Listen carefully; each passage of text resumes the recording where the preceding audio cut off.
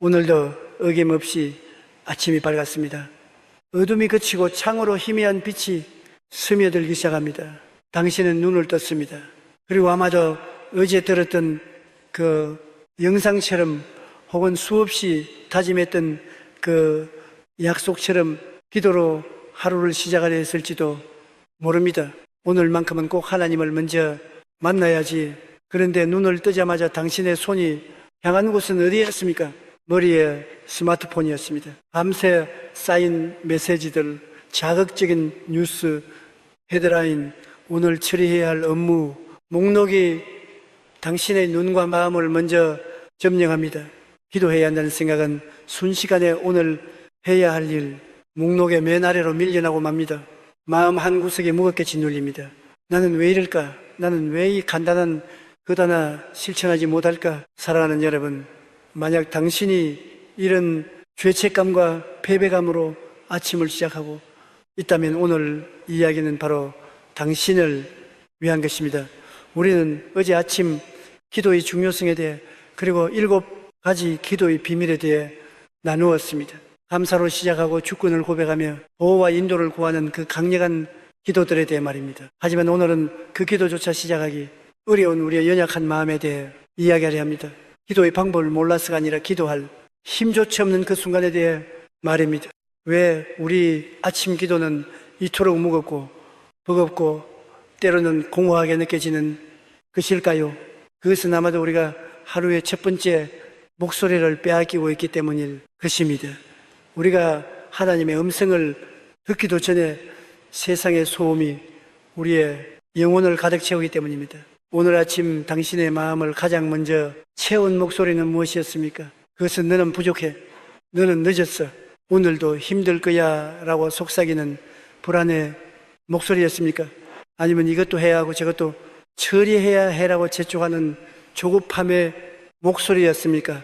이 세상의 소음은 너무나도 강력해서 우리가 물어볼 굴에 우리의 마음을 황폐하게 만듭니다. 그래서 오늘 우리는 기도를 하는 방법이 아니라 기도할 수 있는 마음을 되찾는 방법에 대해 세상의 소음 속에서 하나님의 세미한 음성을 듣는 그 첫 번째 순간에 대해 나누려 합니다. 우리가 가장 먼저 직면하는 어려움은 바로 소음입니다. 영적인 소음 말입니다.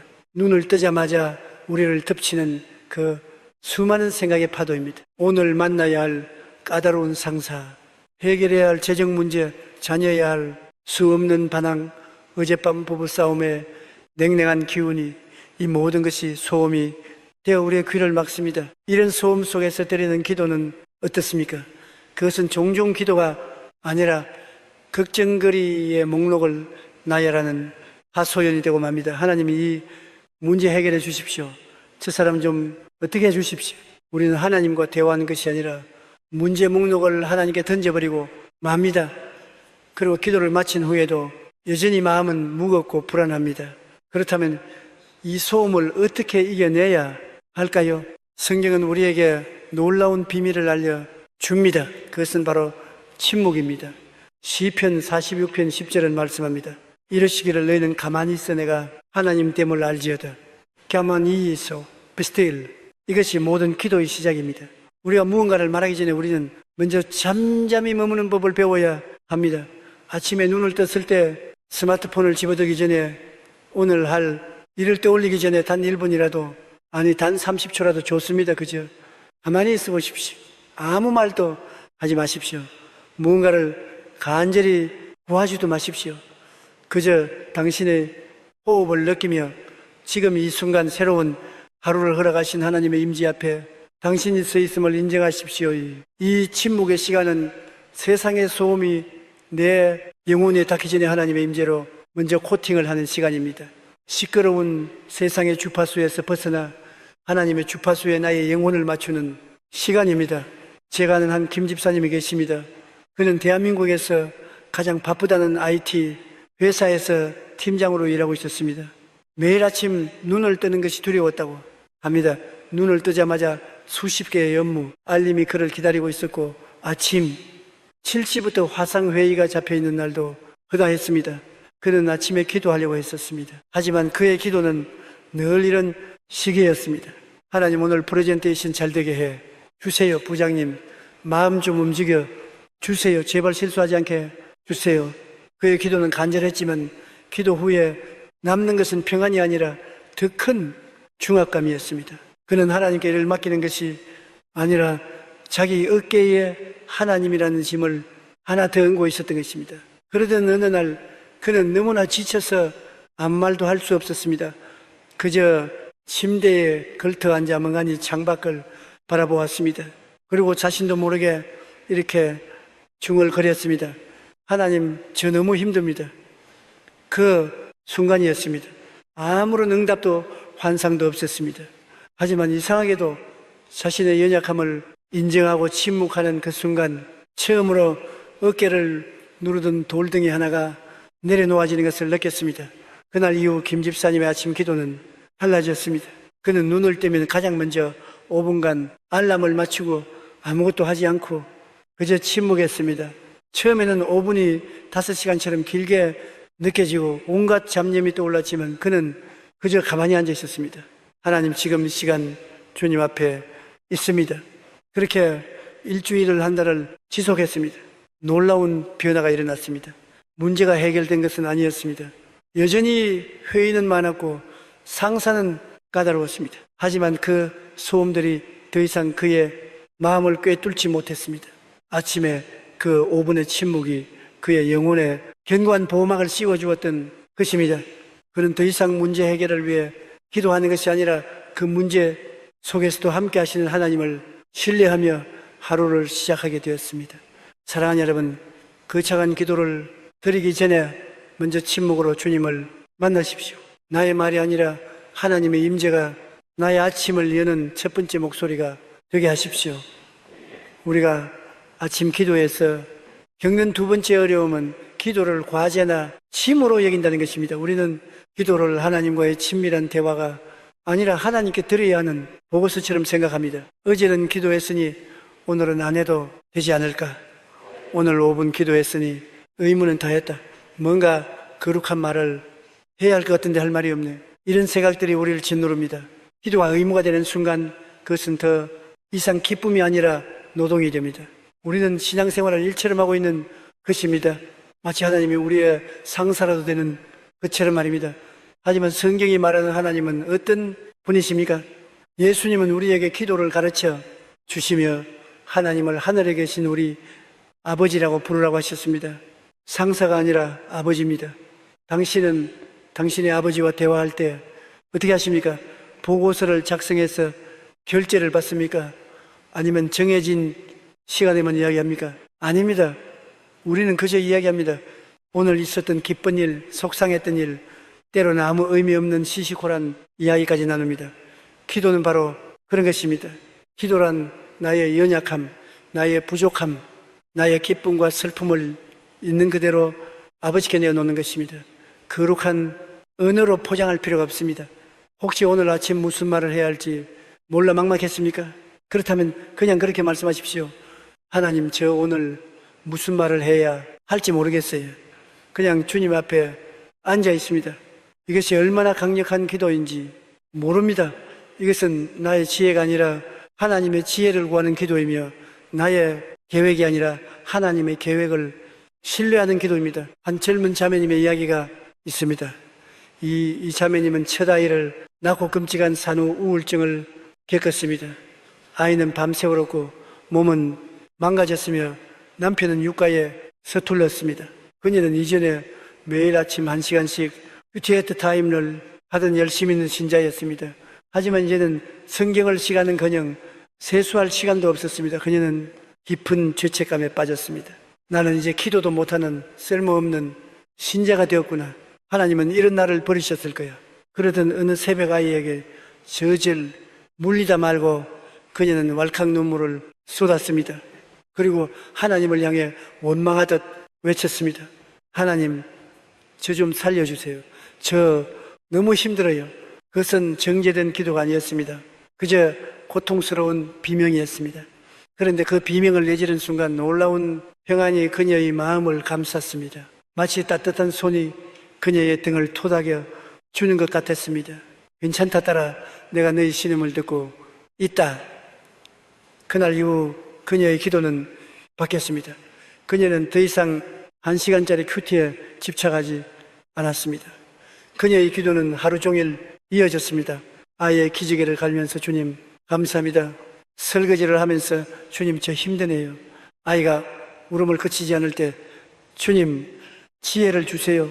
그녀의 기도는 노동이 아니라 호흡이 되었습니다. 그녀는 기도가 어떤 형식이 아니라 아버지이신 하나님과의 끊어지지 않는 관계임을 깨달았습니다. 그녀는 어떤 신앙인보다 더 깊고 친밀하게 매 순간 주님과 동행하고 있었습니다. 여러분, 기도를 짐으로 여기지 마십시오. 기도는 특권입니다. 우주의 창조주이신 하나님과 내가 아빠와 딸처럼, 아빠와 아들처럼 언제든 무엇이든 이야기할 수 있는 놀라운 특권입니다. 오늘 당신의 마음에 무거운 짐이 있다면 그것을 거룩하게 포장하려 하지 말고 있는 그대로 아버지께 내어 놓으십시오. 아빠, 저 힘들어요. 그 한마디면 충분합니다. 우리가 아침 기도에서 마주하는 세 번째 장벽은 내 마음입니다. 마음이 너무 건조하고 황폐해서 아무런 감동도 은혜도 느껴지지 않는 순간입니다. 기도를 하긴 하는데 마치 허공에 대고 외치는 것 같습니다. 성경을 읽어도 글자가 눈에 들어오지 않고 마음을 스쳐 지나갑니다. 이런 영적 메마음은 신앙생활을 오래 한 사람들에게도 이제 막 신앙을 시작한 사람들에게도 찾아옵니다. 이런 순간이 오면 우리는 당황합니다. 내 믿음이 식었나? 하나님이 나를 떠나셨나? 이런 메마음의 순간에 우리는 무엇을 해야 할까요? 억지로 뜨거운 감정을 쥐어내려고 노력해야 할까요? 아닙니다. 감정은 변합니다.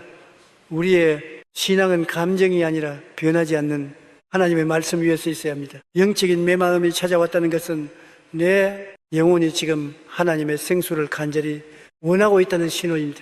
육체가 목마를 때 물을 찾듯 영혼이 목마를 때는 말씀을 찾아야 합니다. 그런데 이때 많은 분이 성경 통독이나 긴 묵상을 시도하다가 더 큰 좌절에 빠집니다. 마음이 메마를 때는 많은 양의 말씀이 아니라 내 영혼을 적실 수 있는 단 한 구절의 말씀이 필요합니다. 예레미야 2장 13절은 말씀합니다. 내 백성이 두 가지 악을 행하였나니 곧 그들이 생수에 근원되는 나를 버린 그것과 스스로 웅덩이를 판 것인데 그것은 그 물을 가두지 못할 터진 웅덩이들이니라. 우리는 너무 자주 터진 웅덩이를 파고 있습니다. 세상의 위로 사람들의 인정 물질적인 만족을 통해 우리의 내 마음을 채우려 합니다. 하지만 그것들은 결코 우리를 만족시킬 수 없습니다. 우리에게는 생수의 근원이신 하나님이 필요합니다. 어떻게 그 생수를 마실 수 있을까요? 오늘 아침 성경을 펼치십시오. 그리고 마음에 와닿는 단 한 구절을 찾으십시오. 어떤 구절이든 좋습니다. 만약 그거조차 어렵다면 이 구절을 붙잡아 보십시오. 여호와는 나의 목자시니 내게 부족함이 없으리로다. 시편이 13편 1절. 그리고 하루 종일 밥을 먹을 때도 일을 할 때도 버스를 탈 때도 이 한 구절을 조용히 읊조려 보십시오. 여호와는 나의 목자시니 나의 목자시니 나에게 부족함이 없으리로다. 이것은 주문을 외우는 것이 아닙니다. 이것은 메마른 나의 영혼에 살아있는 하나님의 말씀을 한 방울씩 떨어뜨리는 작업입니다. 오랜 시간을 해오시는 박 권사님이 계십니다. 그녀는 누구보다 열심히 교회를 섬겼고 새벽마다 빠지지 않고 기도했습니다. 하지만 언제부턴가 그녀의 신앙은 뜨거움이 사라진 습관이 되어 버렸습니다. 기도는 했지만 감동이 없었고 봉사는 했지만 기쁨이 없었습니다. 그녀는 자신의 메마른 마음을 누구에게도 말하지 못한 채 홀로 괴로워했습니다. 그러던 어느 날 그녀는 설교 말씀 중에 말씀을 묵상하라는 너무나 평범한 권면을 들었습니다. 그녀는 속으로 생각했습니다. 내가 묵상을 안 해본 것도 아닌데 하지만 그날따라 단 한 구절이라도 붙잡아 보라 하는 말이 마음에 남았습니다. 그녀는 그 주에 요한복음 15장 5절 말씀을 자신의 말씀으로 붙잡았습니다. 나는 포도나무여 너희는 가지라. 그가 내 안에 내가 그 안에 거하면 사람이 열매를 많이 맺나니 나를 떠나서는 너희가 아무것도 할 수 없음이라. 그녀는 아침에 일어나 쌀을 씻으면서 얼조였습니다. 나는 가지, 주님은 포도나무, 나를 떠나서는 아무것도 할 수 없구나. 설거지를 하면서도 나는 가지는 나무에 붙어 있기만 하면 되는구나. 처음 며칠은 아무런 변화도 없었습니다. 하지만 일주일쯤 지났을까요?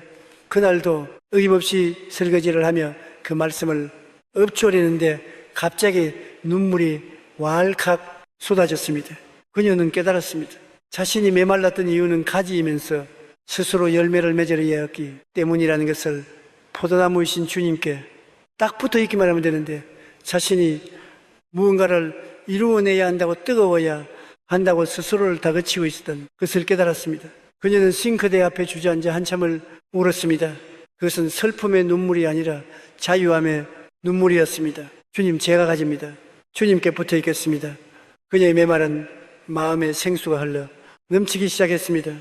습관이 되었던 기도가 다시 살아있는 대화가 되었고 의무였던 봉사가 기쁨의 찬양이 되었습니다. 사랑하는 여러분, 혹시 마음이 메마르십니까? 억지로 감정을 만들려 하지 마십시오. 그저 살아있는 말씀 단 한 구절을 붙잡으십시오. 그리고 그 말씀이 당신의 영혼을 적시도록 하루 종일 그 말씀을 읊조리십시오. 생수의 근원이신 하나님께서 당신의 메마른 영혼을 회복시키시고 다시 기쁨으로 채우실 것입니다. 우리는 오늘 아침 기도를 어렵게 만드는 세 가지 장벽에 대해 나누었습니다. 그것은 세상의 소음이었고 기도를 짐으로 여기는 우리의 태도였으며 영적 내 마음이었습니다. 그리고 이 모든 것을 이기는 비밀은 거창한 기도의 기술이 아니었습니다. 소음을 이기는 비밀은 나의 말을 앞세우기 전에 먼저 침묵으로 하나님의 임재 앞에 머무는 것이었습니다. 짐을 이기는 비밀은 기도를 노동이 아닌 관계로 아버지와의 친밀한 대화로 회복하는 것이었습니다. 내 마음을 이기는 비밀은 터진 웅덩이를 가는 것을 멈추고 생수의 근원이신 하나님의 말씀을 붙잡는 것이었습니다. 어쩌면 오늘 당신은 이 모든 이야기를 들으면서도 여전히 자신감이 없을지 모릅니다. 내일 아침이면 나는 또 실패할 텐데 괜찮습니다.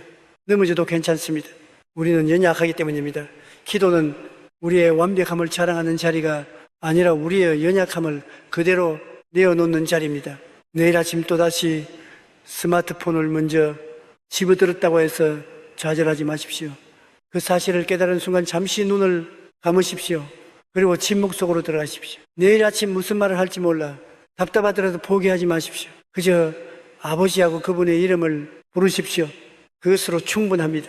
내일 아침 여전히 마음이 차갑고 메마르게 느껴진다고 해서 도망치지 마십시오. 당신이 가장 좋아하는 성경 구절 하나를 꺼내어 조용히 입술로 고백하십시오. 중요한 것은 완벽함이 아니라 방향입니다. 매일 아침 우리의 마음을 하나님께로 향하려는 그 작은 몸부림을 우리 아버지는 귀하게 보십니다. 당신의 아침 기도가 더 이상 무거운 짐이 아니라 하루를 살아갈 힘을 얻는 가장 달콤한 특권이 되기를 원합니다.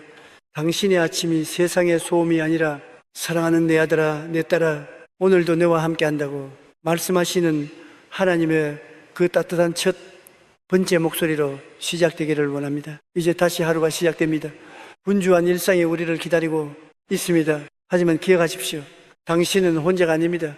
침묵 속에서 당신을 기다리시는 하나님, 당신의 작은 신음에도 귀 기울이시는 아버지, 그리고 당신을 결코 포기하지 않으시는 생수의 근원이신 그분이 지금도 당신과 함께 하십니다. 그 주님과 함께 평안과 확신 속에서 오늘 하루도 믿음으로 승리하는 복된 날 되시기를 예수님의 이름으로 간절히 축복합니다. 입니다.